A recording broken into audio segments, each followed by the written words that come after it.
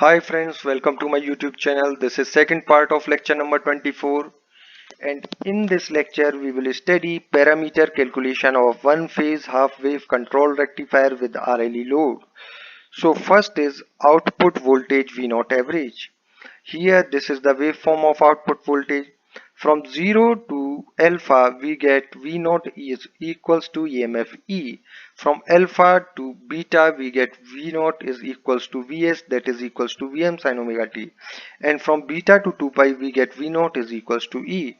So we can write average output voltage as 1 upon 2 pi, where 2 pi is the time period, integration 0 to alpha E dot d omega t plus alpha to beta integration Vm sin omega t dot d omega t.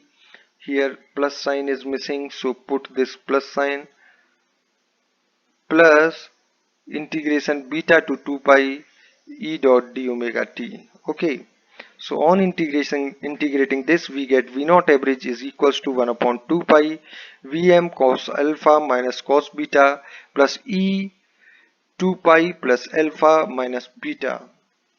Now average out value of voltage across inductor is 0. Now what is average output current? It is simply equals to 1 upon 2 pi r integration alpha to beta.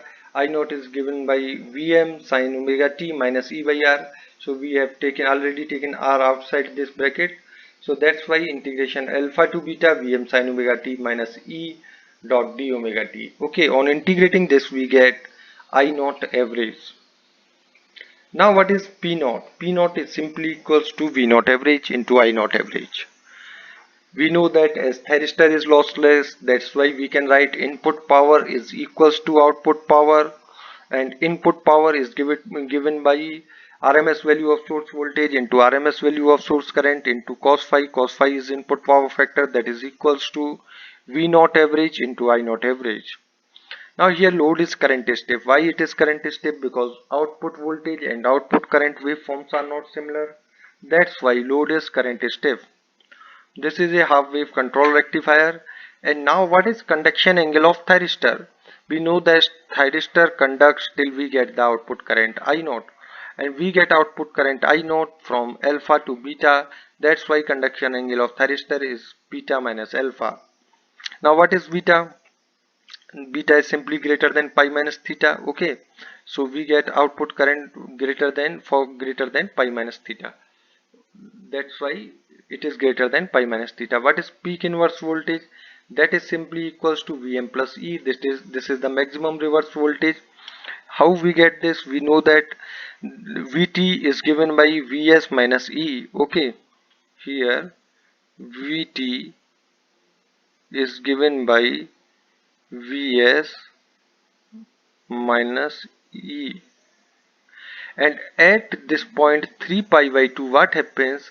This Vs is equals to Vm. Okay, so this Vs is equals to minus Vm. So what is Vt? Vt is simply equals to minus Vm minus E, or we can write minus in bracket Vm plus E.